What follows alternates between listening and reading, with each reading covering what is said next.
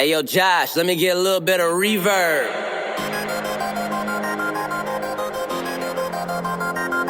Yeah. J. Will. Yeah, I'm about that lifestyle. I talk green work, repping it all over. It's right on the t-shirt. Fan for a lifetime. Yeah, that's a long pass. Figure I would show some love right on the podcast. Turn this up loud and make sure you don't do nothing else. Cause if you're listening to us, then you're improving your health. My name is J. Will. Welcome to the show, yeah. Wrestle, flow, flow, flow, yeah.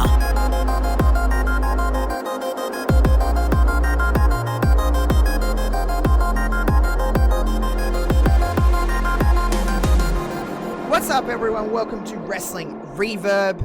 It is catch-up day for Kevin and I. We had dream matches last week. I know we had a bit of a general chit-chat the week before, Kev, but I don't know. We're in between. We just had an AEW pay-per-view. We're going into a WWE pay-per-view. We got NXT. I just feel like it's a good time to just kind of talk about everything that's kind of happening in wrestling. Because even after today, we're recording this straight after NXT AEW. There's a lot that's happened in the last 2 hours that we need to talk about as well. Oh yeah. I mean, it is like there's, and obviously with the way we record, we're either recording like right after NXT AEW or even just the next day. So there's always like wrestling to be talking about. And yeah, Double or Nothing was last week. We have TakeOver coming up. We have Backlash coming up. It is like a really central time to talk about wrestling and just, make sure we're staying current. Lucky for you, ketchup is my favorite condiment.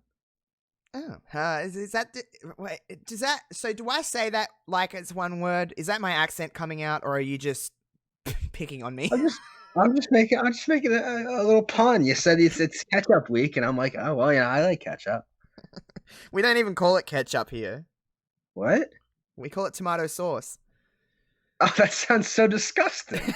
I don't like tomato sauce anyway, but it's the same thing. I like tomatoes, but like, oh my god, just this. I guess that's what it is, but oh man, that's what we call it here. We have tomato sauce and we have barbecue sauce. Well, yeah, we have barbecue sauce too. We don't have tomato sauce. Yeah, we don't call it ketchup here. I don't like, to be honest, I don't really like sauce almost. I'm one of those people that has like McNuggets, like chicken McNuggets from McDonald's with no sauce. Because I'm crazy. McNuggets suck. Oh, I don't know about that. McNuggets are terrible. They're probably the most overrated fast food item in existence. Oh, no. That's like, if I go to McDonald's, which I'm not like the biggest McDonald's fan in the world, but like if I go to McDonald's, I always get McNuggets because they're like the best thing at McDonald's. No. If I go to McDonald's, I'm getting like the chicken the chicken strips. Oh, yeah, like the tenders. Yeah. Or like a Big Mac. Or, I mean, they have a lot of good stuff at McDonald's. I just like McNuggets suck. Oh, well, damn. I guess we'll agree to disagree here. They're I really love bad. McNuggets. I mean, that's saying I have eaten like 25 of them in one sitting. Yeah, like if I'm gonna get McNuggets, I make sure I get lots. Yeah. Like, we almost want them to taste kind of average, I feel. I don't know. That's just when you go to I mean, I don't know about that. No, but like, I mean, in the world of nuggets, there are just so many better places. Like, obviously, I mean, I don't know. Well, we don't have that many, but you guys have Chick-fil-A? No. Okay. We have like Hungry Jack's, which is the Burger King equivalent. We got KFC. We got McDonald's. Do you have Wendy's? Yeah, but a lot of Wendy's around here like do hot dogs and ice cream, and that's it. Oh, I was gonna say Wendy's is like my go-to chicken nugget place. They're so good. One day when I'm allowed to travel internationally again, because we're not allowed to anytime freaking soon. I know when I go to the States, it sounds really cliche, but I need to go to all of these places. Just to do it, just to experience it. Even if it if it's shit, I don't care. I just want to experience it. Even if it makes you ill, like Wendy's sometimes does to me, but it's okay because I love it anyway. It's just, I just want to experience it. I also want to eat American McDonald's to see if it's like heaps different to Australian McDonald's. Maybe that's it. Maybe you guys have like different McNuggets over there. I just think ours are bad. The next time I get chicken McNuggets, I'm going to take a photo of them and see if they even just look the same, and I'll send it to you Like, do these look the same? I'm gonna be shocked when they look like high class. They're like all like bougie, cuisine. like these bougie ass McNuggets. Yeah, I'm gonna be like taken aback, like, oh man, I've been missing out. You need to get over to Australian McDonald's, apparently. I don't know. Yeah, but anyway, I think this is still a wrestling podcast. We will talk about wrestling. I don't know. Everyone's kind of seen. I've said on the Josh Robinson show this week, I'm in a little bit of a weird spot just with life at the moment. So, wrestling is, to me, like, it's just like the perfect time to watch wrestling because I can just kind of get away from everything else with wrestling. And what a good time to be back with wrestling. So let's go to the start of the week. Last week I should technically say, but let's go to Double or Nothing because I've kind of said a little bit of my opinions on Twitter, but I try not to because I'm in a weird place with social media at the moment, and I don't feel like getting attacked over the fact that I'm just not that into AEW. And yeah, man. I know. No, I'm like agreeing with you. I'm in also just like in the social media specifically, just the way with some of the things that have been going on and in the wrestling Twitter sphere the last couple of days have just been so unsavory. Mm-hmm. And no matter what happens, like we had two really awful deaths last week in the wrestling world, both with Shad and Hana Kimura. So, for something like that, for someone to, in the latter's case, for someone to take their own life because of cyberbullying and then still see it in small increments, even if it's not directed at any of us, to still see it, it's like, what kind of message does someone have to get across for this just to, like, I know it's never going to completely stop, but like, just everybody, just like, take some care with what you're saying. No matter if you just think it's the littlest comment or if you just think it's like, oh, this is just, just be careful with mean-spirited things. And I understand a difference of opinion. That's welcomed. I'm into a difference of opinion. That's fine. However, when you're attacking someone, I think the problem with Twitter is that people think opinion is fact.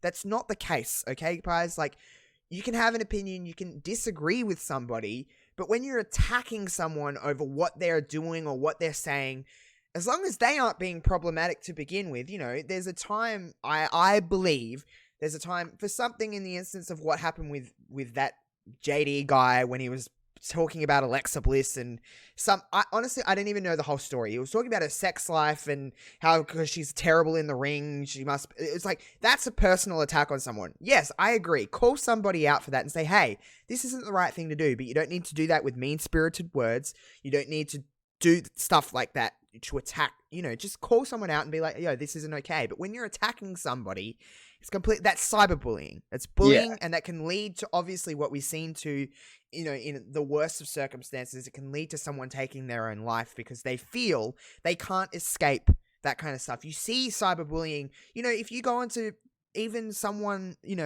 from a WWE land or in the entertainment world, you go into someone like Paige's comments on her Twitter or Nia Jax, and it's just every second thing is, you're a porn star, Paige, you're this, it's just awful comments. And it's like, that must eat at a person. I know I've experienced on a very small scale, people attacking me and calling me names, and that affected me. I could just imagine getting that every single day. Like Nia Jax's Twitter, she could put out a tweet about anything, and it's, you suck at wrestling, you're an awful person, you do this, you do that, and it's like, and like commenting on her weight, and it's like, Jesus Christ, okay, just calm down, everybody. Take some fucking responsibility for what you're typing, because it's not okay, and people need to just take a breather. If you really feel that heavily that you want to attack someone, write it down on a piece of paper so it's out of your system, and then throw that piece of paper away. You do not need to tell someone I was getting called the C word because I didn't like Double or Nothing. I was getting called all different kinds of things that I would rather not say because of a tweet I made last week about the fact that I thought Nia Jax was okay. That is my opinion. Stop attacking me. Here's the thing, like, I wish, and this seems like common sense to me, the rule of thumb should be, don't say something online that you wouldn't say to a person's face. Mm-hmm. None of these people would say these things to Paige or Nia Jax if they were standing right in front of them, because they would absolutely beat the piss out of them. Yeah, and it's bullying. It's It abuse. is. They're getting It abused. literally is just being awful. And in the case of what happened with that JD fella and Alexa Bliss, yeah, I don't agree with really any part of it. Obviously, this dude should not have said what he said about Alexa Bliss. That's a personal attack. That's dog shit to say. Regardless of whether or not it's true, I don't believe it's true. I think Alexa Bliss is pretty damn good at wrestling, but whatever. People obviously shouldn't come back at him and threaten to kill him and tell him to kill himself and like box him and shit. I think that Alexa Bliss was within her rights to call him out for it. Exactly. Like, imagine if someone just like repeatedly told you suck at your job, the thing you've worked your entire life to do. And also, it's not even that, Kev. Like, I understand having an opinion on someone's wrestling ability, for example, okay? That's one thing. But he was making a personal attack, not at Alexa Bliss, but at Lexi Kaufman. He was personally attacking her as a person. Yeah, he does not know her. None of us know who she is as a person. We know what we see on television, so that's what we can comment on. You know what I mean? Yeah, if he really wants to make a comment, whatever. It was sexist. It was degrading. It was yeah. And then people explain it away like, oh, Alexa Bliss is a fictional person, but like that's not actually true. You know, like she's not Scooby Doo. You know, she's not like an actual. Yes, okay. Maybe the character sense of Alexa Bliss is she's a character, maybe, but that's a real person in the ring or on television, week in, week out, playing that character. So when, you're making a comment on like, okay, so for example, I don't believe this is true, but Alexa Bliss can't do a good, drop kick, okay? That's an opinion. Go for it. You're allowed to say that. You don't think she does a good drop kick? That's fine. But I'm not going around and saying Lexi Kaufman is, I'm not commenting on her sex life because A, I don't know her as a person, and B, it's got nothing to fucking do with me. You know what I mean? Yeah. I just think it's an all-round shitty thing to say. Yeah. This thing was horrible all the way around, and it sucks. It really sucks. And I hope that it just sucks that it happened. Basically, that comment surfaced because of everything that happened with Hana Kimura taking her own life, and then someone decided to call JD out by bringing up this comment he made, and then the whole thing sort of went from there. And it just sucks that it almost feels like we got away from the point. Was that the word words hurt, it doesn't matter if you have a preconceived note. A lot of people were attacking this guy because he's got a reputation of being a pretty shitty person. Yeah. And that's one thing, but it's not, it's just, you got to remember why we bring up bullying in the first place, because people take their own lives, and it sucks. And I think some people are like, oh, well, they're public figures, they're athletes, they're celebrities, they could take it, but that's I don't agree with that. I don't agree with that at all. It's a terrible way to justify saying awful things. Yeah, it's like, oh, they're in the public spotlight, so they need to understand that this comes with the job. Okay, in a sense, they probably need to be wired themselves and go, okay, some people are just shitty and they're going to say things. Yes, however, that doesn't give a right and a pass for people to say shitty things. And, in the events of what's happened this past week with all, all of that, it's like, couldn't you think people would be a little bit more, I don't know, they would just use their brains a little bit better. I'm not on Twitter to have arguments with people. I'm not on Twitter to be called names. I'm not on Twitter to, I'm just not on Twitter for that. I'm on Twitter because I love wrestling. Well, that was the first reason. And just because I'm my own person, and people don't need to comment away. That's why it's free for all when you're on the internet, in a sense. You put something out there, people are allowed to have their own opinion.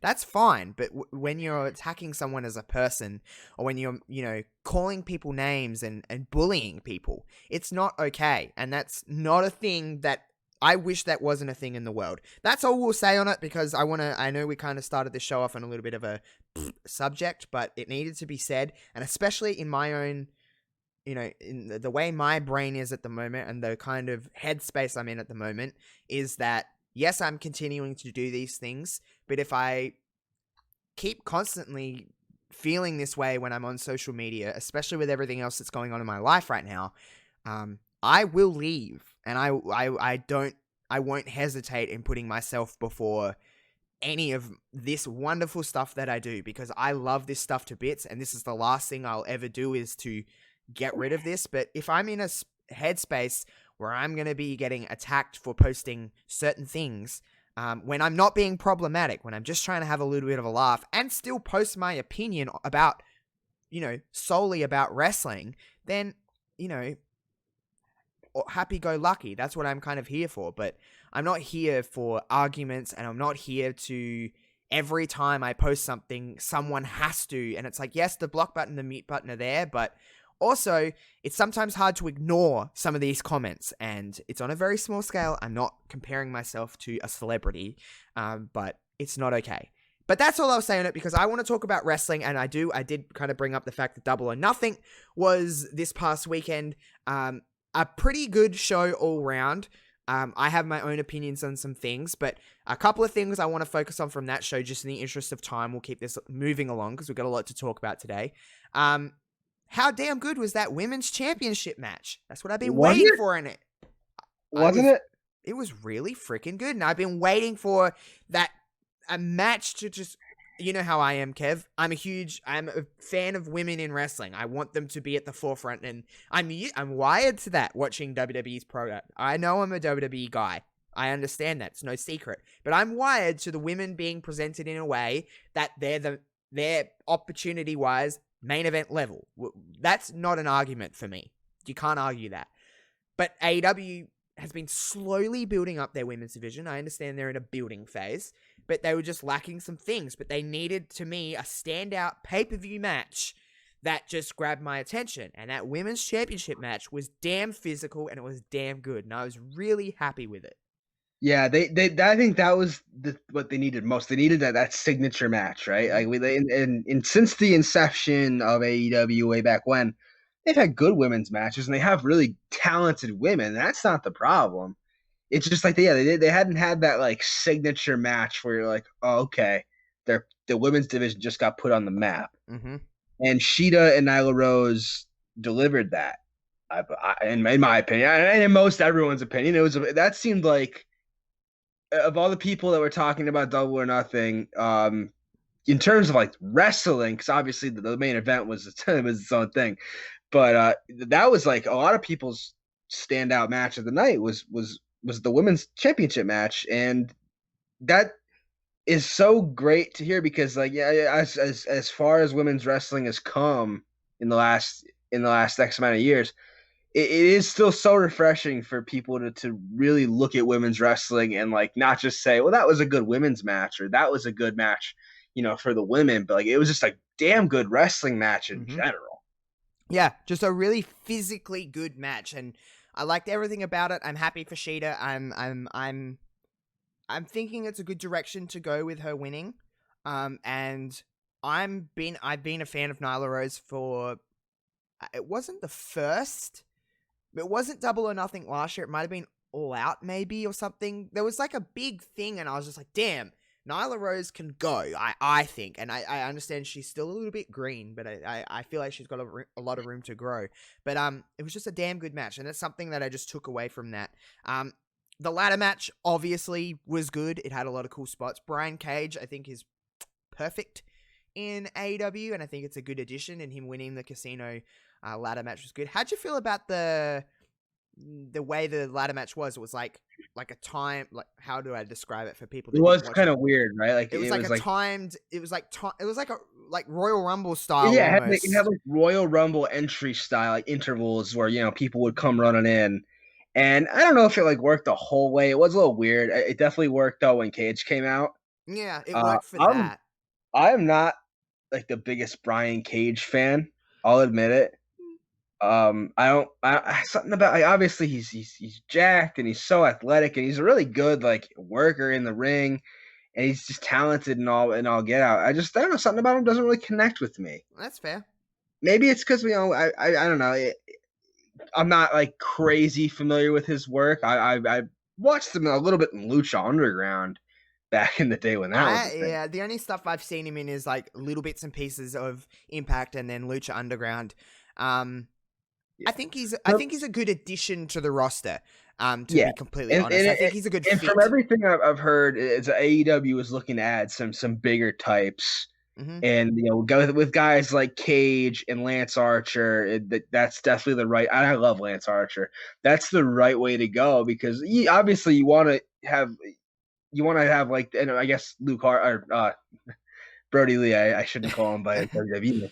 But obviously, that's a good direction for them to go in, because while it's great to have like the really, really like uber talented like wrestlers in there, not to take away from guys like Cage, Archer, and Lee, because they're also really good wrestlers. But you want to have those bigger guys too, that to make it sort of round out the roster, right? You don't want to be like the company who just employs like the quote unquote, and I hate this term, but like the vanilla midgets. Oh yes. It's a terrible term, but used by probably guys. Terrible term coined by most likely terrible people. But you want to have guys of all shapes and sizes, and those are some really good additions. Cage obviously being one of them. I love that, and I was kind of wondering, because it's like ladder matches are typically for titles or for briefcases that hold opportunities for titles, and I was like, what are they going to put up there? I love the poker chip. That was cool. That made me laugh. The only thing that I was a bit maybe it was just because I wasn't paying enough attention, but couldn't the match end at any time, technically? Or did you have to wait until everyone was in before you my assumption was that, like, in theory, it could have ended whenever. Yeah. Which it's kind of weird, because like you announce all these guys for a match. Obviously, so wouldn't you want to be first? Wouldn't you want to be first then? Because technically the first two people, it could end. Yeah, it's not like the Rumble where you have to go through all 30, and being last is so great. What if you're sitting back there just watching on the TV and someone wins? Like, you're like, oh shit, I wasn't even out there. So I don't know. I think it has a little bit of room for adjustment. Maybe there's some additional rules that could be added, but I feel like that could be fun to keep doing, maybe once a year or something like that at Double or Nothing. And ladder matches are almost always fun. Like, you're gonna have good fun watching. Because it's just spots, really. You're just gonna do a bunch of spots, just jump off ladders and hit each other with ladders and stuff. Always gonna be fun. Recipe for success. You'd have to be pretty weird not to have tweak it for sure. I'm sure they will. But yeah, I wouldn't mind seeing like a version of this run back again. Yeah, definitely. I do want to mention that Shawn Spears and Dustin Rhodes was not it, and I didn't understand why it needed to happen. Why did we need to see Shawn Spears' ass? I don't get it. I don't know. There's something about it that's just weird to me. It's like, Shawn left WWE because he didn't feel like he was necessarily in the best spot, and that was I definitely agree. However, then you're coming out on pay-per-view and you're losing to Dustin Rhodes for really no reason. And like, I don't know. That match was really weird. Yeah, I don't really know what Shawn expected when he left WWE. He's talented as all hell, but he never struck me as like someone who was going to work his way into the main event. No, but like, there's a difference between not getting into the main event and then losing to like Dustin Rhodes, which is what does that really benefit if he wins?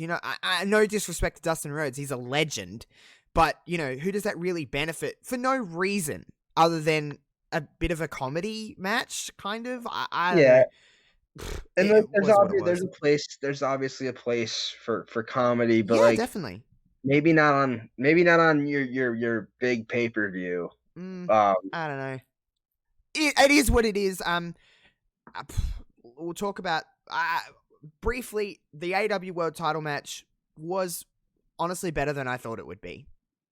Moxley and Lee was fine. That's how I describe it. I guess I honestly didn't expect too much of it, and that probably helped. And again, I've been on record, not a Moxley guy.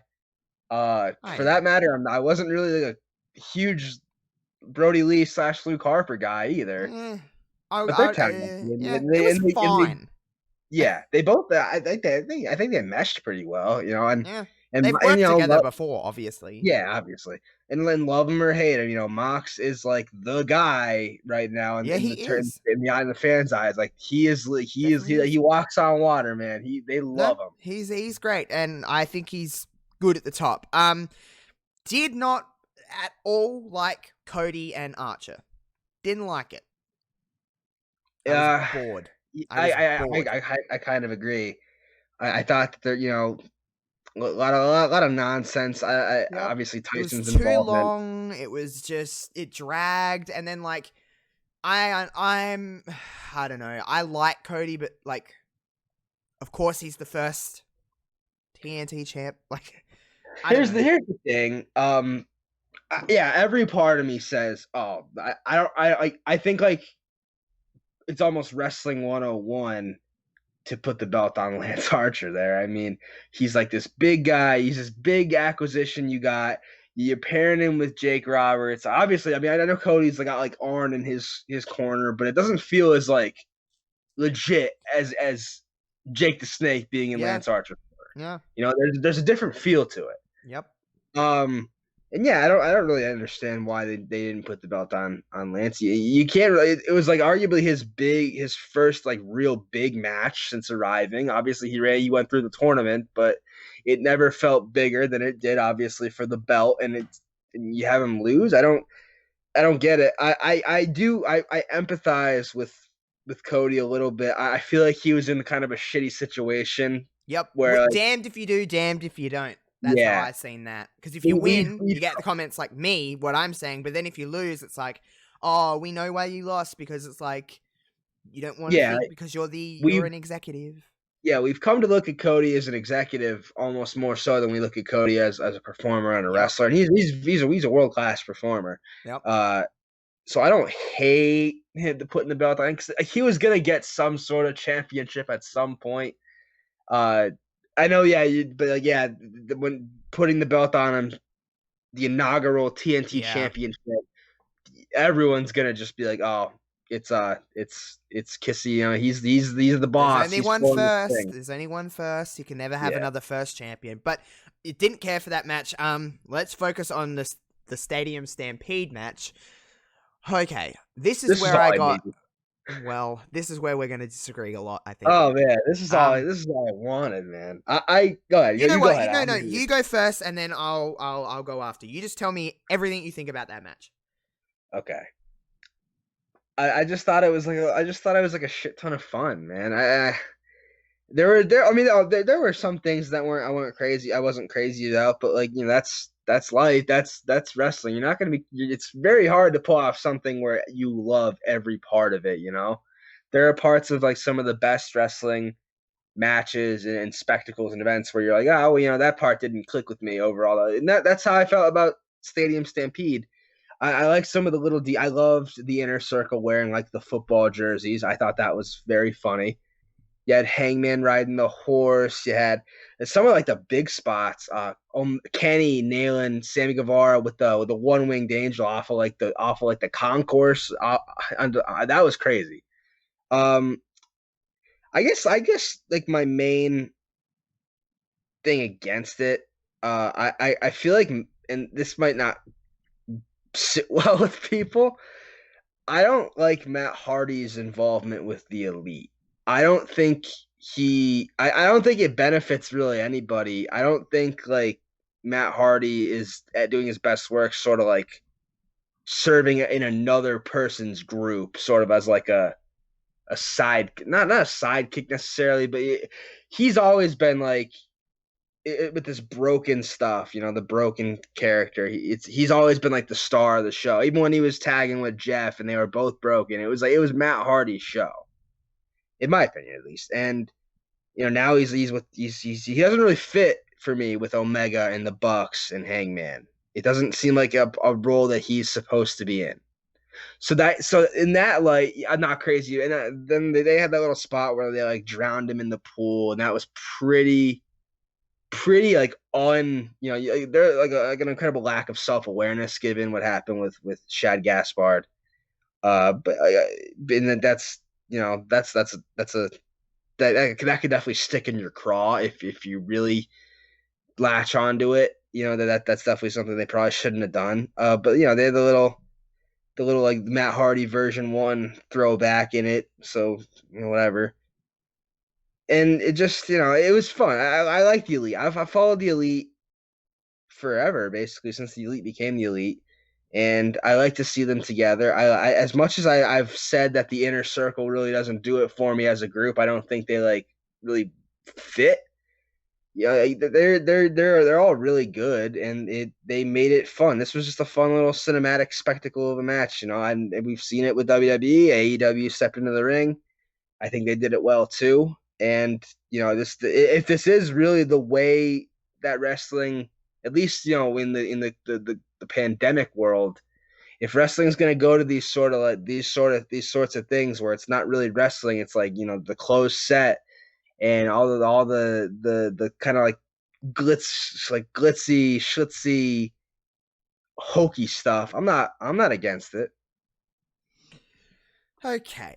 I am hearing that, and I agree in some areas. First things first, I'll say is Matt Hardy was probably the only part about this match that I genuinely loved.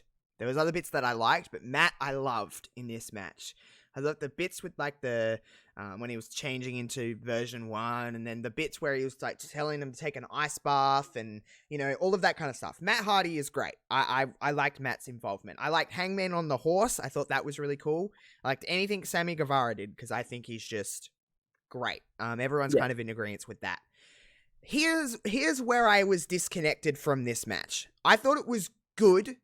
I thought it had fun moments, but I didn't think it was overall fantastic. The reason being is that I have a big, probably the biggest problem I have with AEW is its commentary team. Now, not because of the disconnects between not knowing who someone is and stuff like that. I cannot stand the fact that when they're on commentary, they're just talking, they're not letting things happen. They're telling us, this is the greatest thing ever. This is so fun. This is revolutionary. Never seen before. Stop telling me. Let it happen. Because when you tell me, I'm watching and I'm like, what's different here that I have not seen before? Okay, yes, they're in a stadium, and yes, they're doing things, but to me, that if people want to come at me and just say I'm constantly comparing, and when people are comparing WWE stuff to AEW and saying AEW is doing it better, well, let me just put this at you, okay? The production and the cinematic actual appeal of WWE stuff to AEW, I don't really think there's too much of a comparison. WWE have that down packed better, in my opinion. Now, why AEW has a bit more of a fun approach to these kind of cinematic style matches, to me, the Stadium Stampede match was just a bunch of spots. You're just going from spot to spot to spot to spot, and there was no continuity between it. Because, yeah, there was some cool stuff in there, but it just was just you're trying to shove down my throat that this is better, when instead of just letting it be better, just let it happen. I don't know if anyone else got it from that, and maybe it's because I'm a little bit disconnected from AEW, but it just took the experience away from me. I don't know why. And while I think overall it was good and I did have fun watching it, I just was seeing a lot of stuff that I'm like, I don't think this was anything I haven't seen before. Is that weird? Am I just being a dick? No, I get it, and I think we've touched on this in previous episodes. You're kind of more in tune with the commentary team and listening and picking up what they're saying and stuff like that. And this is definitely doubly true for me with AEW because I don't really like their commentary team. I almost tune them out. Okay. So I could see how that would have an impact though, because I recognize what you're saying, and I do think there's some merit of truth to it the way they do things. And I know people are going to be people are like, Josh, you're an idiot. That's not what other people would take that weird, and they're like, yeah, this is, but to me, even when WWE do that, I hate it. I can't stand it. Don't tell me something's important.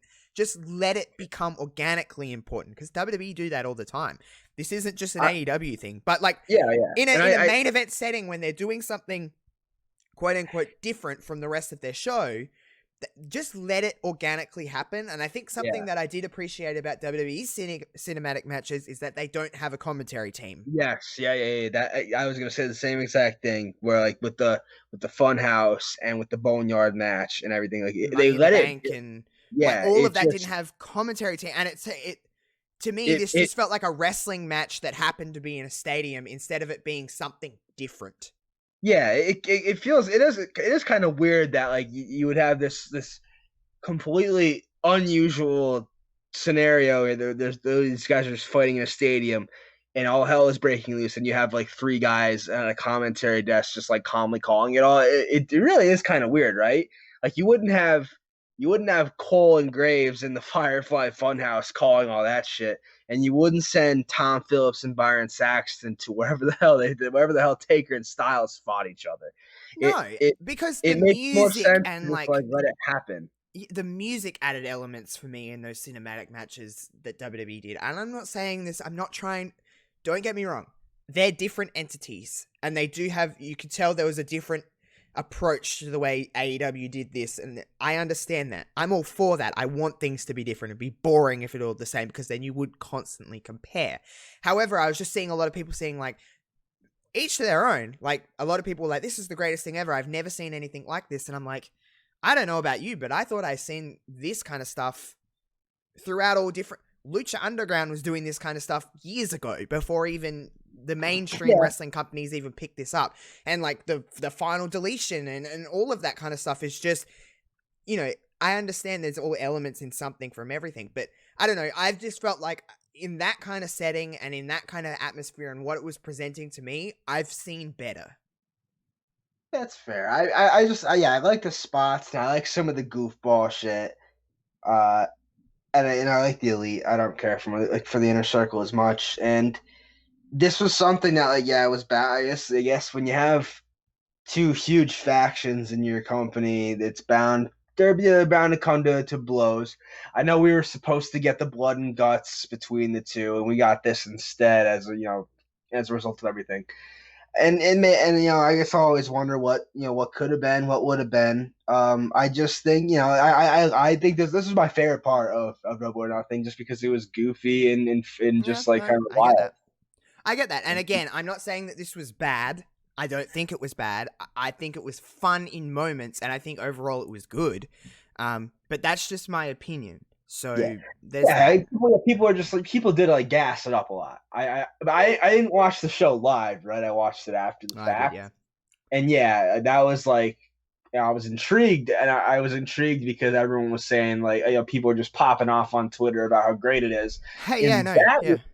In that regard, it probably didn't live up to the expectations I had set, because it wasn't the greatest thing I've ever seen, and I don't think it was better than the Funhouse or the Boneyard match. I just, it was more spotty. Yeah, and I like spots. Oh no, so do I. I'm not saying that I didn't like.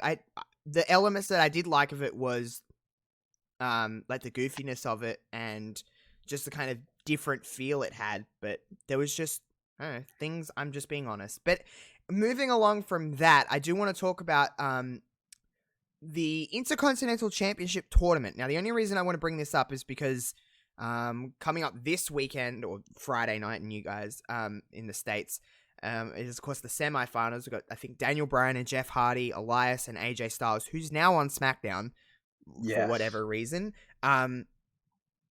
Okay, so call me crazy, but is it weird to think that Jeff Hardy may win this?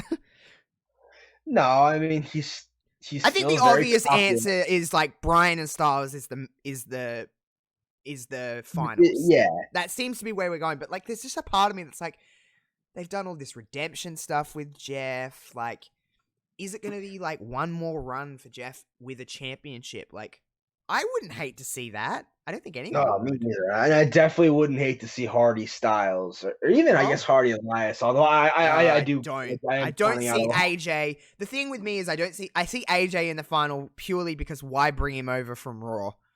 Yeah, why? Yeah, you wouldn't make a big deal out of like the trade, and you wouldn't even. I doubt they would have even just put him in the tournament in the first place if they didn't have him going to at least the finals, if not winning the whole thing. Yeah. But yeah, Hardy, like, obviously he's still popular. He's still really good. And yeah, this is like every time one of our favorites gets older and seems like they're nearing the end of the tracks, we clamor for one more run, Yeah, one I more know we do. title. Christian It's obviously Jeff. was like the guy, the one more match guy. Yeah. And I love Christian, so I was with Me him too. every step of the way. But I wouldn't hate it. Brian Styles would be super great again. Obviously, they were great in 2018. But I mean, correct me. I mean, I don't think, at least in the WWE, have we seen Hardy and Styles? Not in the WWE. They wrestled in TNA. Yeah. But like not in a WWE land. We've never seen Hardy and Styles. Yeah. So I would love to see that. And yeah, you talk about the redemption angle of it. What better way to redeem yourself? I get there might be people out there that are like, well, Jeff Hardy's, you shouldn't put the belt on him just because of nostalgia. But it's not like he's just some like propped up old guy that they're. He's wrestling every week. He's there every week, and I'm not expecting, if Jeff Hardy was to win, I'm not expecting him to hold the title for 12 months. It'll be a couple months, and he'll, drop it to somebody up and coming, or Sheamus, or something like that. So I don't know. There's something about Hardy and Styles that just makes me smile. But like, I think the safe answer is Bryan Styles is going in the main event, and then it's kind of a free for all, to be honest. If it was Bryan and Styles, because you could make arguments for both. I wouldn't hate it either way. Yeah, I think that's like your best, like, in terms of just sheer unpredictability. That's probably the best way to go. I don't know who would win out of Bryan and Styles. I know. The only thing I know is that we all win when Bryan and Styles are in the ring.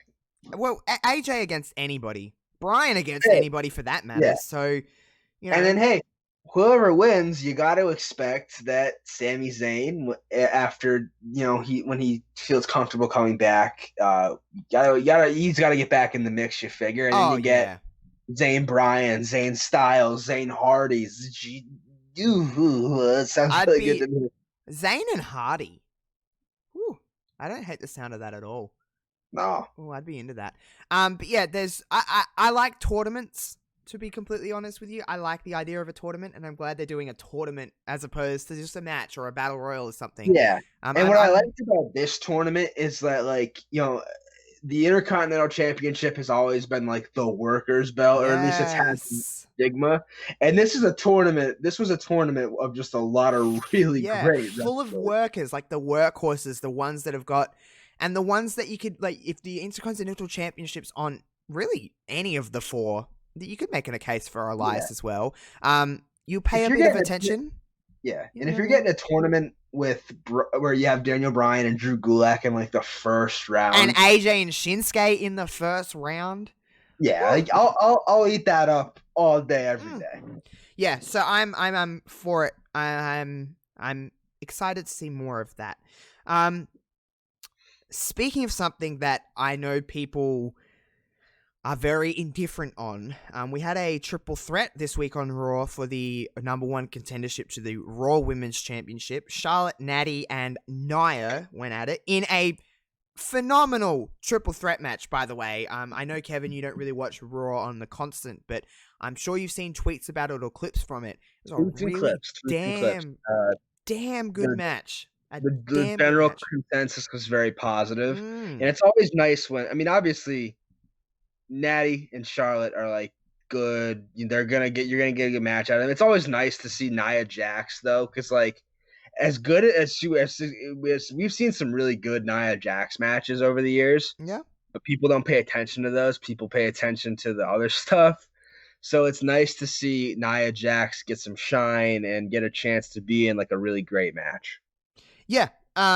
I was really into it. Nia, of course, won. We've seen like the last week started stuff with Asuka and Nia, so it was pretty obvious going in that Nia was going to win. But that's not a problem to me. Asuka was on commentary, which is always fantastic, and Asuka in the opening segment with Kevin Owens on the Kevin Owens show is great.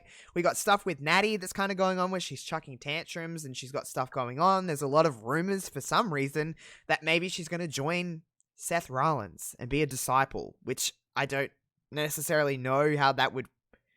It'd be interesting. It would be like, it would be the most character work Natty's probably ever Poor done. Natty. Every feud she's ever been in, other than when she farted for a little while, was she was my best friend. She's a bitch. I hate you now. You're awful to me. It's like maybe the problem here isn't the people turning on it. It's Natty. Have we ever thought about that? No one gets more mileage out of the word bitch than Natty. Oh, when Natty throws it out, you're like, oh, it's a feud now because she said bitch. Oh yeah. But that's every Natty storyline. I wouldn't hate it, but I just don't see it necessarily happening. But how do you feel, by the way, about Seth Rollins now having Austin Theory along with Murphy, of course? But I think that works so much better than Theory with Zelina. I as much as I mean I didn't hate Theory with Zelina and her group, but like, I feel like he's a more natural fit with what they're trying to do with Rollins. Yeah, obviously you have the Monday Night Messiah, and you have two up and coming young guys as his disciples, learning from one of the greats in the business right now, suckling at the. It's really weird. Like Seth's been in, arguably, you could argue that they're one of the greatest factions in WWE or in wrestling history with the Shield, and then he went to the Authority, but he's never been the leader. You know what I mean? The Shield were equals, and then the Authority, he was working under like Randy and Triple H, and like he was learning. Now he's actually giving his knowledge to two up-and-comers that could be the next Seth Rollins or whatever. Also, by the way, just throwing it out there, Seth's character work has probably never been better than the stuff he's doing. Like, he can be that crazy, unhinged, I'm going to rip out Rey Mysterio's eye character, or he can be, suit-wearing, leader, calm, cool, collected. I really like that about Seth. Yeah, we've seen it all in the Monday Night Messiah. He's given the sermons. He's been the suit guy. Yeah, he's been the guy who tried to rip Rey Mysterio's eyeball out. He's been sort of a little bit of everything, and I think this is as sharp as he's ever been. He was great with the Authority. I honestly think I might like this character more though. Yeah, I do too. I'm really into this, and I'm really into that little unit. And it seems like there's a Rey Mysterio retirement ceremony hosted by Seth Rollins on next week's Raw. So obviously that's going to be bogus, and Rey and Seth would work at Backlash, which, I mean, I'm not going to say no to Rey and Seth. No, I'm not going to say no to Rey to anybody. When I wasn't watching Raw. When I first saw the tweet from the WWE account, because at first they just tweeted Rey Mysterio to have a retirement ceremony next Monday, and I was like, uh-oh. And then like 20 minutes later, they're like, it's going to be hosted by Seth Rollins, and I let out the biggest sigh of relief. I'm like, okay, this is a joke. This isn't like a real thing. That'll be fun. Hopefully Rey wears like the salmon Mark Henry suit. Maybe he'll like, borrow Mark Henry's jacket, even though it'll be like 9 sizes too big. Yeah, no, I'm down for that. And yeah, Seth and Rey Backlash sounds pretty fun. We would be idiotic to not mention the greatest wrestling match ever happening at Backlash. By the way, Backlash's theme music is The Greatest Showman. Like, this is the greatest show. That song is Backlash's theme. Not really sure why. But greatest wrestling match ever. I am fully convinced that at Backlash, Edge or Orton are going to hit their finisher, and that's it. This match will be over in like 10 seconds. I am convinced. Yeah.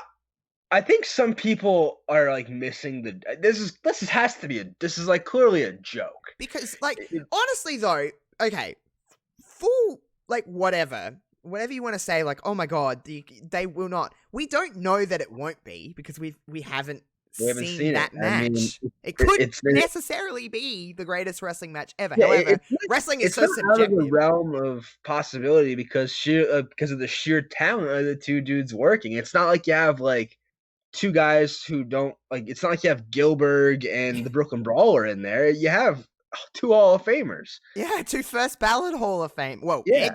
Edge is already in the Hall of Fame. Edge is in there. Yeah, I forget sometimes that Edge is in there. But, I just find it's going to be either a spear and that's it, or an RKO and that's it. And that's just going to be like WWE, like, Fuck you. It's a rib. It's got to be a rib. I think Yes. I've seen a lot of people on Twitter that are like pissed about this. They're like, how Why? could they say that? It's not going to be the greatest match of all time, or what are they going to do when it doesn't live up to the hype? I'm like, this is like, I think you're looking too far into it. Because that's They're the point, is they're trying to hype it up yeah. so much that it's like, wrestling can be over like that.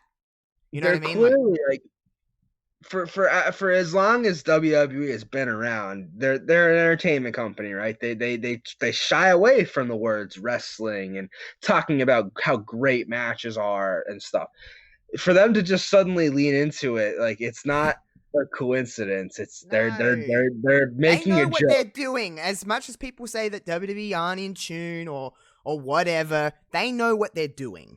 And they know what they're doing here. And I'm fully convinced that it's going to be 10 seconds. You could bet. You know, I would feel safe like wagering money on it that the night after Backlash on Raw, someone makes a comment about how many stars. Like, someone's gonna say that was a 5-star classic. They might use that exact phrase. Yep. They absolutely are in tune with what's being said. Yes.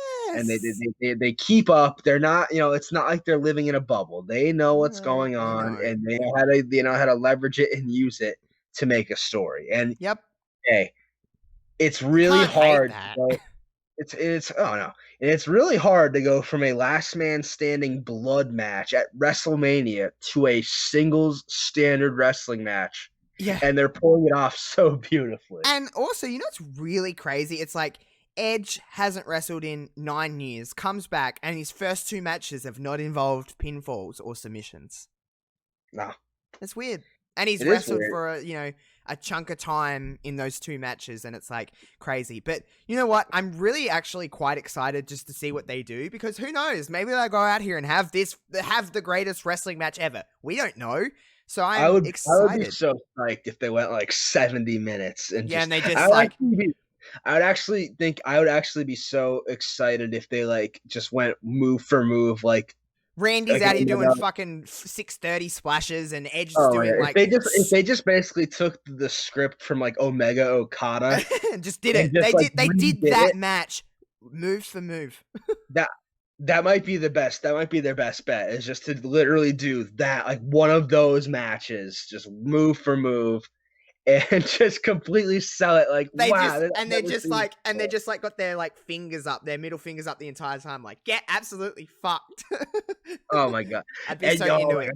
People would be so mad. Oh my god, but they also won't be too mad because it's Edge. Yeah, it's true. But Randy, do you like how Randy's over here on Instagram like fucked around and bought a plane? Randy's the perfect person for like this, because he's always been sort of like the thumb his nose at the indies, thumb his nose at that style kind of guy. Randy Orton is the epitome of not giving a fuck. Oh yeah, literally just could not care less what people think. Could not care less about your work rate and your move set. Randy is one of the smartest workers. Like, Randy is very good at wrestling, and I think sometimes people forget that because he slows down. It's like that Randy Orton pace. But if Randy Orton wants to kick it up, he will. He just knows he doesn't have to, because he's Randy Orton. He makes a fuckload of money and he's happy. If Orton wanted to go out there and just like put on a barn burner and go pedal to the metal the whole time, he sure as shit could. Yeah. He could also literally just do a match of drop kicks and the power slam, like where they run into him and he like flips them. Oh yeah. You could literally do a match of just that, and then maybe like a DDT off the ropes, and then they're not KO. It would be like the greatest match ever, because Orton's high spots are like the best. They're so. How good is it, by the way? I know AEW have been doing it, but WWE having a crowd again really does make a difference. Yeah, we've seen Apollo Crews win the US title, and it was like, oh, at least there's some noise for this, and like, I don't know. It did make a difference. It does. It is nice to have somebody there, you know, just a little bit of noise to make it. And it's like NXT stars, so you know they're gonna like. I don't care if they're being told who to cheer and who to boo. It doesn't matter to me at all. It just did feel nice to like hear music and there's a reaction and there's people booing and cheering and people behind moves and 3 counts, and it did really feel nice. Last thing I'll mention about Raw, other than obviously Apollo winning, which I already can answer for you, Kevin. We're super thrilled to see Apollo Crews win a title. Oh my Well, God. it's good. Yeah, I really don't have to say anything because I mean, Apollo Crews is someone that should have a friggin' belt at some point, right? Definitely. He's so good, and he's so like easy to like too. He's not like Yeah, he is. He's just so like there's just something about it. He seems like such a nice guy, humble guy, and he's turned it on as of late, especially with with all this stuff with Andrade. He's really turned it on. He's really stepped up his game, and yeah, he's someone that like honestly could have held the belt like the first day. He could have held the belt the first day he came up to the main roster. I wouldn't have been like, well, I get it, but it is cool to see like the culmination of years of hard work. Yeah, no, I'm really excited. Last thing I'll mention about Raw is that I don't know. I want to stay safe, but I don't think the IIconics are going anywhere. They had a little bit of a promo. Honestly, this segment was really good. I'll talk about the IIconics in a minute because I'll spend more time on it. Nikki Cross cut a phenomenal promo. I was like, that girl can speak. I was really impressed with Nikki Cross. However, something that did, before Alexa Bliss and Nikki Cross even got involved in this segment was, the IIconics seem to be showing a little bit of a different side, a little bit less ha-ha and a little bit more aggression, which is maybe what that slap was about and just kind of fine-tuning their characters a little bit. But Peyton said something, by the way, Billie Kay, better speaker than Peyton Royce.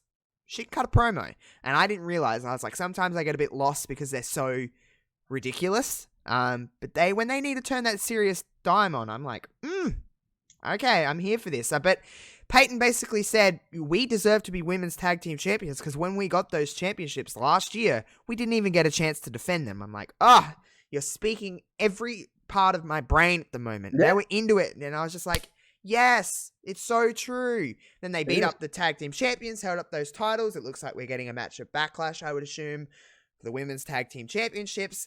I think, now I'm not going to go on record and say that it's definitely going to happen because it could go in a different direction, but I'm pretty certain that the IIconics are going to get a second title run.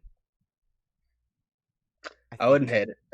Yeah. There's a lot more of people on the internet talking about, like, okay, this time away with the IIconics and them coming back, people are like, I like them, and I think they're better than what they actually were treated last year. I've seen a lot more love than hate. You miss the element that they add to the show when they're not there. They're humorous, they're entertaining, and they were on paper, like in theory, they were like the perfect tag champs. You're right. Like Peyton's right. They didn't really. I couldn't name like one defense they had off the top of my head. Honest to God, they lost the titles and that was it. It seemed, and they held them. It's not like they were like running. It's not like they were portrayed as running away from challenges. It's not like they were portrayed. They were taken off of television. Yeah, they literally did not get a chance, and that sucks. It's one thing to see a shit title reign. But at least that shit title reign is on them because they were on television. These girls were taken off of TV after they had a very, well, I know it's probably more special to me than everybody else, but they had a very organic, nice moment at WrestleMania when they won. And I felt like they had a little bit of momentum. I'm not going to blow smoke and say that they had all the momentum in the world because they didn't. But they had something, and I'm like, okay, there could be something here with them. Just let them be them, and it'll be fine. I don't know. Nikki Cross's promo was fantastic, but the IIconics showed a side that I haven't seen from them, and that was a little bit more seriousness and a little bit more aggression. Yeah. And it takes good people to be able to do comedy. I'm here for it. Yeah, maybe that slap was like the ruthless aggression promo. It's the wake-up call that they needed or something like that. Honestly, you mentioned that moment at WrestleMania, and you could make the argument that was like the seminal moment of WrestleMania because while Bryan and Kofi and Becky, or just Kofi and Becky, Bryan was involved too.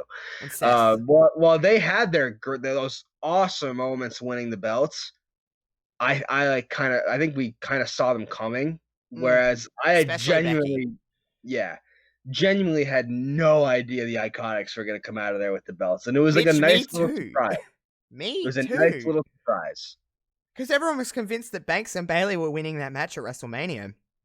And then when that tag happened, I was like, it's actually happening. I didn't know how to process it. I still don't in some ways, but I almost feel like it might not be as special. I feel like that second one is going to hit me the same way and just be like, yes, it's finally like they've proven they're ready and like give them a chance. And then if it sucks after that, if their reign sucks when they're given a chance, it's on them. It's not on them. Like you said, it's one thing if you get like 6 or 7 title defenses on TV and they just aren't good. It's another thing to win the belts and then disappear.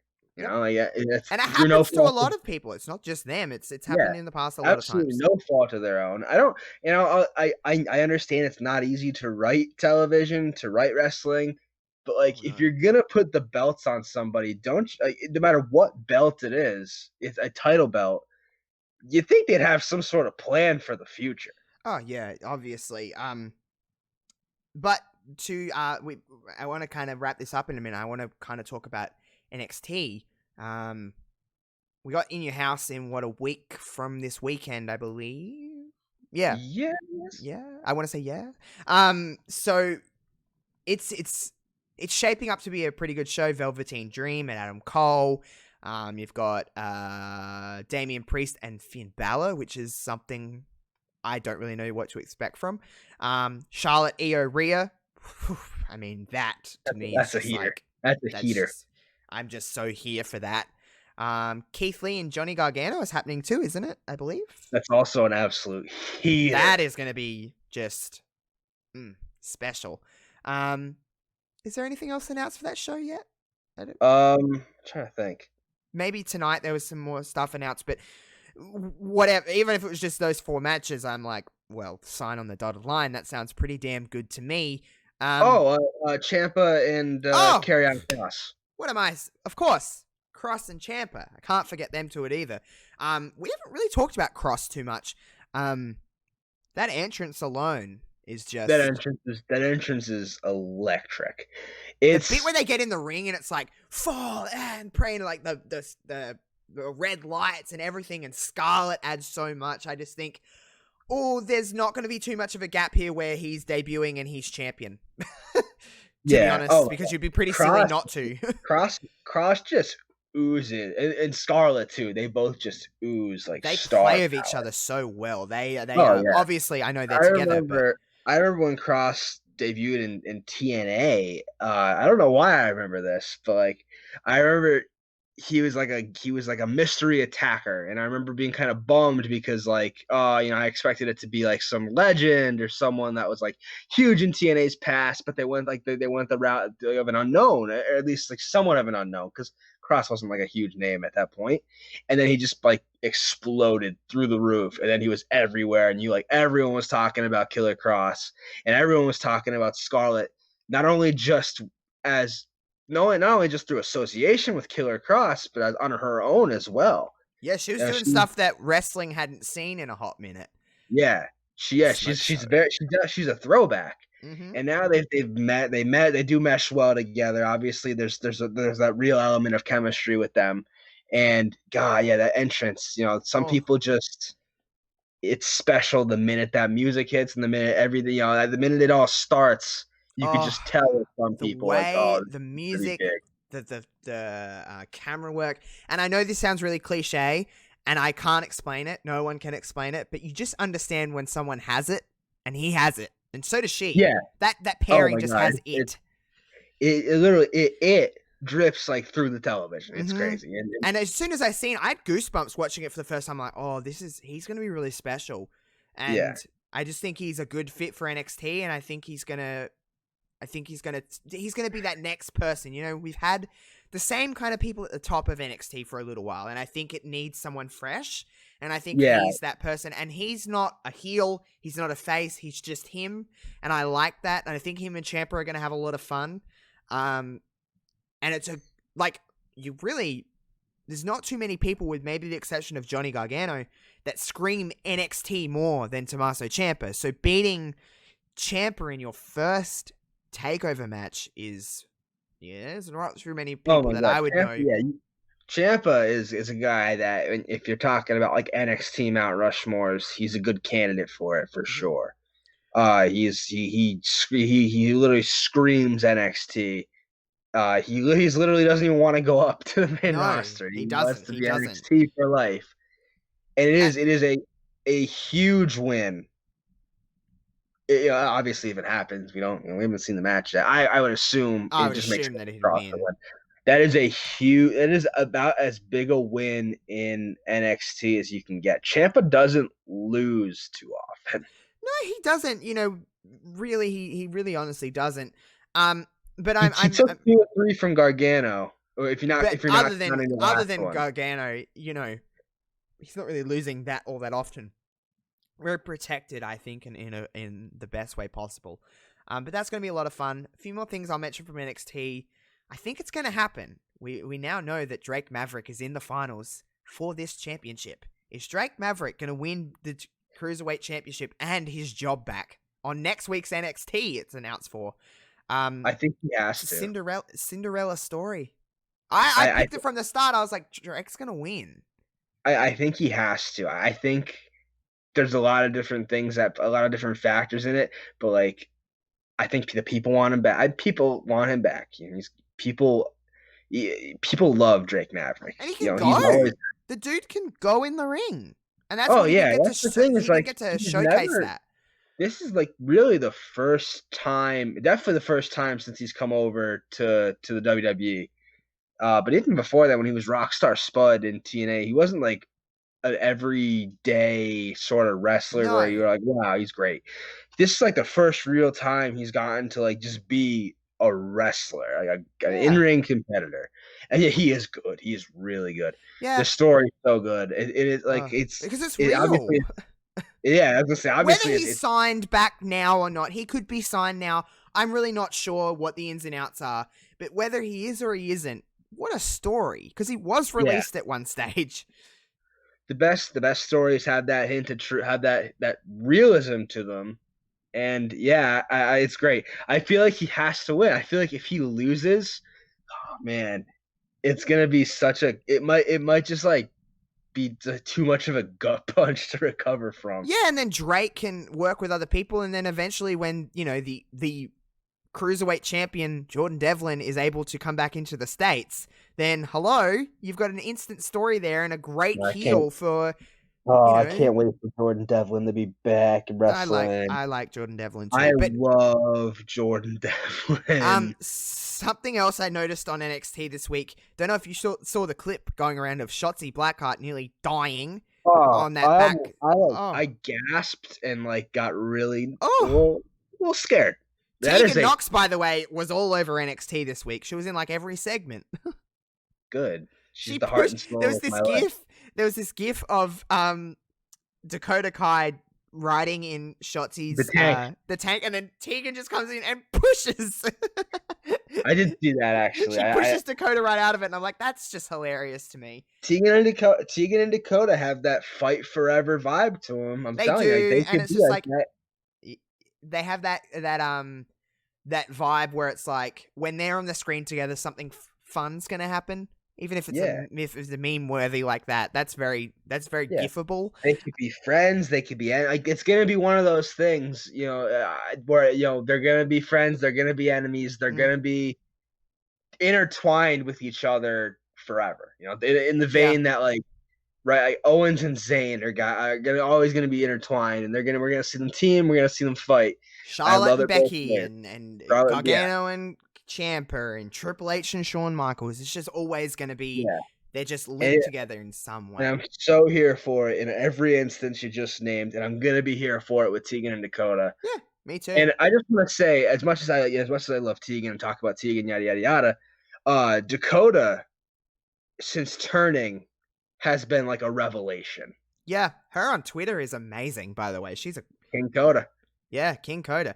I'm here for it all. The NXT Women's Division is just, everyone knows this. It's my favorite thing in wrestling. There's nothing better. So good. It is so good. TNA or Impact form a nice little women's division. I noticed Deanna Purrazzo got signed. I love Deanna Purrazzo. Deanna Purrazzo is probably one of my favorite wrestlers on the planet. Just period. I really like. I hate to be like the cliche. Oh, WWE really dropped the ball with them. Oh, but like, I just oh don't my think she god, they fit. could have. I feel like they could have made. I feel like they could have made her fit somewhere. But I she don't did know. lose. They did make her, like, she lost pretty much all of her matches. Yeah, And that sucks. she is like honestly someone where I'm like, damn, I can't believe that like they didn't see it or they didn't get it with her. But she's gonna be, not everyone is destined to work out in the No, WWE. that's right. If everyone was destined for that, everyone would go there. Exactly. But more so now than ever, there are plenty of avenues for a wrestler to Oh, there is. explore And and that just women's be division successful. is, whew, yeah, I mean, it's arguably one of, well, to me, NXT is the best, but if NXT is not the best, their women's division is Oh yeah, I mean Jordan stacked. Grace, Tessa, Taya. Now you add Deanna Purrazzo to the mix. Kiera Tenille Hogan, Dashwood. Tennille Dashwood. Yeah. Oh god, there's a lot of big ass names Yep. in that division, Yeah. and they can Really all good work. stuff. They can all go. To finish on, have you watched any of the Last Ride documentary on the network? The Undertaker stuff? Okay. Here's my thing with the Last Ride documentary. I have not watched it. I don't know if I'm going to. Mm. And this is kind of weird. Not weird, but like this. Yeah, this is like kind of odd. Obviously, like kayfabe in wrestling is pretty much not a thing anymore. Okay. I I just know where you're don't going know. with this. I just don't know if I want to see like the Undertaker be a regular guy. You want that last little protection in wrestling where it's like the Yeah, Undertaker's the just the Undertaker's dead like man the and last. Yeah, he's he's like the supernatural. last vestige of like that era of wrestling. He's You the know, like, most protected character ever. yeah. Until now, Like, really. it's weird enough that I see like Undertaker on Twitter and Instagram and His doing like Instagram is lit. hanging out with Michelle. I don't mind seeing him hanging out with like his wife, but like I don't want to like I just don't know if I'm ready to see him just It's be like really, Mark Kevin, I Calloway. hate to be this guy, like, but if you love wrestling at all, you need to watch this. It's the best stuff they've ever done. It's really good. And Well, like someone told me he was wearing a Blue Lives Matter shirt, and that's not great. he also hates cucumbers. Like I like cucumbers.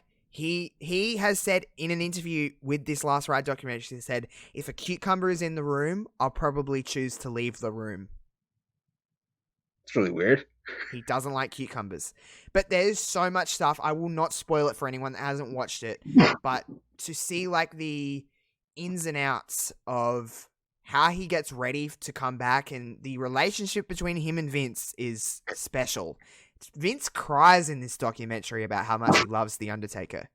And I did see that because people were making fun of Michelle being so worried about him and all the surgeries that he's gone through and like him almost being envious of Shawn because Shawn had that storybook ending and other than that crown jewel match, he did not come out of retirement. Like he was happy and he's searching for that and he can't find it. He's like, every match I have just doesn't feel like that should be the last. And I really, there's 2 more chapters to come out that will come out the night of Backlash and then the week after. So you've got 3 chapters to watch now on the network for anyone that wants to watch it. But they do talk about how bad that crown jewel match was, by the way. Yo, fucking sucks. And Shawn, when he comes back, I'll spoil one bit for everybody. So anyone that doesn't want to listen to this one little bit, block your ears. Kevin, I know you won't care too much about this, but Shawn comes back from that match and he just walks back. Well, first off, Triple H says basically in that match, he goes, he was sitting there with his torn pec and he looks up and he's like, at one point I just see Kane's mask on the ground and he was like, oh fuck. So there's that. And then Shawn comes back and they go out to Gorilla and Shawn's just like, yeah, we missed it by about this fucking much. And he's just got his whole hands out and he's like, what the hell is that? That match was so bad. Like Shawn didn't come out of retirement for a reason, and that just proves to him that it's like I never should have said yes. Yeah, it sucks that happened. Sean had like the best retirement in wrestling. And Sean, honestly, the thing about it is that I don't think it would have been as bad if Triple H didn't get injured, obviously, because I think he was the glue that was keeping this thing Triple H was flowing. like of the 4 guys in the ring, Triple H was probably still wrestling. I guess but like the most. It's really weird to say that like the best person in that match was Shawn Michaels when he hasn't wrestled in nearly 10 years at that point. You're like Kane. I mean, wrestling has passed Kane. Let's be. Kane's a politician now. He's a mayor or governor or whatever he is. Like he's mayor. He's Mayor Kane of Knox County, Tennessee. Kane was out of it. So Kane was there because of his name and what he meant to the Undertaker. But Taker was. I can't remember that match being all that bad, Taker wise.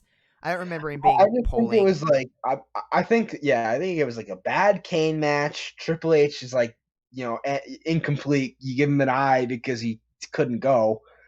Taker and Sean were fine. It's just like it was a disaster. It was the circumstances around the match that were probably the worst to me. Just the fact that they're like, okay, we're gonna end the Shawn Michaels retirement. Like literally the only wrestling retirement. Oh, by the way, Shawn's idea, not theirs. Oh, well, I guess this match was Shawn. So basically, he said they kept asking me to always say no, and he said, "Well, here's a little like, I'll throw this out there. What about if we did this? Because to him, it's just a day. It's not hard. This would be easy because like I'm just out there with my buddies. You know what I mean? Like I could do that. I don't need to go out there and be the showstopper. That's what he was always against. Was like, you want me to go out there with people and be Mr. WrestleMania, and he just doesn't feel like he can do that anymore. But he goes, I can still wrestle, but like this is just a little fun match, and he threw that out there, and they were like, yeah, please, yep. We'll do this. Oh yeah, I mean, they would do anything he wanted if he said he was gonna come back. And then I guess that I don't know if that really makes it better or worse in my eyes because like I don't know. I just feel like Sean had like the perfect retirement. He was literally the only guy in wrestling history that ever stuck to it. I know. And yeah, it just if it was his idea, all power to him. I just like it just leaves me with that awful taste in my mouth that like. That was the match he came out for. But I get what he's saying. Like it's unfair to say, Sean should come out of retirement and wrestle AJ Styles and go like 35 minutes. Well, he probably still could. To be completely honest, I think Sean still could if he knuckled down and actually like put his mind to it. And if you're in there with AJ Styles, you're not going to wrestle bad. But I mean, it is what it is. But yeah, the Last Ride documentary, I would recommend watching it. Kevin, I really would. If I ever recommend you anything, I would. I know you have your reasons, but it's really good and it's very emotional. Him and Michelle, him watching that Roman Reigns match that he had with against Roman at WrestleMania 33, and his emotion towards that is like something I've never seen before. I would really recommend it. Yeah, but you do you. That breaks my heart because like that could have been his perfect retirement. It was. He was like, this is it. And then he watched it back and he's like, ugh, like that. And I get that. Like, you don't want to go, if you're someone with the legend behind you at the Undertaker's, you want to go out with something like Sean did. You couldn't really ask for too much more. Yeah, literally like one of the last match. Like, in the conversation for like the greatest matches ever, Sean and Taker. Even that's like, Edge and Orton, but Yeah, sorry. Whatever. And yeah, I get that. There's pride involved. No matter what, you want to go out. Whether you're the Undertaker or you're like Barry Horowitz, you want to go out with something people are going to remember fondly. People look at that Undertaker Reigns match, and people remember the bad, and people remember. I don't think it was awful, but it certainly. The thing I noticed was that like it wasn't a badly strung match. It was more so Taker just couldn't hold up. Yeah, it was. That was like, the Taker didn't look good, and I wouldn't want to go like that if I were him. That was peak Taker looking bad to me. Was just like, oh, he just looks like he's in a lot of pain. Like, it was the first, maybe not the first. I seen little moments of it, but it was the first time I was like, oh, Taker just looks hurt, and I don't want him wrestling. Same, because if you look back, like I mean, WrestleMania 30, he was like concussed from the get go. So that doesn't even get that. You can't count that against him. And then 31 and against Wyatt and 32 against Shane, he didn't look bad. Like those weren't bad matches at all. He didn't look bad. Maybe they didn't feel like the right way to go out, especially because like Wyatt felt like a redemption, and it felt like, oh, he could still do this. And then Shane, I don't know, that was a very good match. I enjoyed Shane and Taker immensely. But like, yeah, it would have been perfect to go out against Roman, go out on your Shield, no pun intended, and just be, ride off into the sunset. But I also get that that's so hard to do for someone who literally just knows the wrestling business and has been in it as long as McCool says that a lot in this. It's just like, you don't have an identity outside of wrestling. He doesn't. Yeah. It's his life. He said it's the only thing he loves more than wrestling is Michelle and his children. So, yeah, anyway, I won't say any more on it, but go and watch it, everybody, and Kevin, like, please. It's just very good. That'll do us for this week. We've kind of caught up on everything. We've got some stuff in the works, so I'll announce next week a special episode of Wrestling Reverb that's going to be coming the week after, but I'll announce that next week so there's no confusion. But we'll be back next Friday for some more Wrestling Reverb as we go into TakeOver weekend and we go into Backlash and everything else that's kind of happening. Also, hey, FTR are in AEW. It's no surprise to me. They may as well have had AEW tattooed on their foreheads. Yep. And I said this on Twitter before. Like, I know it's like the almost a joke in and of itself to say, oh, they're destined for AEW, or they'd be so much better in AEW. It is like something that you say for almost everybody, and it gets old. But for me, the Revolt, the Revival, whatever you want to call them, they seem like that's where they should be. I believe they now, because they got that cease and desist letter from whatever indie tag team that was the Revolt or Fear the Revolt. They're now, it actually stands for Fuck the Rest. I'm not kidding. I like that. They've got a shirt that says Fuck the Rest, and all that kind of stuff. So FTR, I think that's what that would be kind of. Oh yeah, FTR is legendary. Yes. If you've been like, if you're being the elite guy, or even just like someone who followed wrestling, you would know what FTR was all about. And they lean. Yeah. That's one of the things I think I first loved about the Revival is that they quickly took notice to the attention they were getting from outside the WWE, and they leaned into it heavy. Mm-hmm. They would make the little FTR references. They would they'd tweet about it, and it was all that's what made them like awesome to me. Was that like they were like, oh, they want to they want to shut the Young Bucks up, and now they have the chance. Yeah, it's going to be a lot of fun, but we'll end it on that.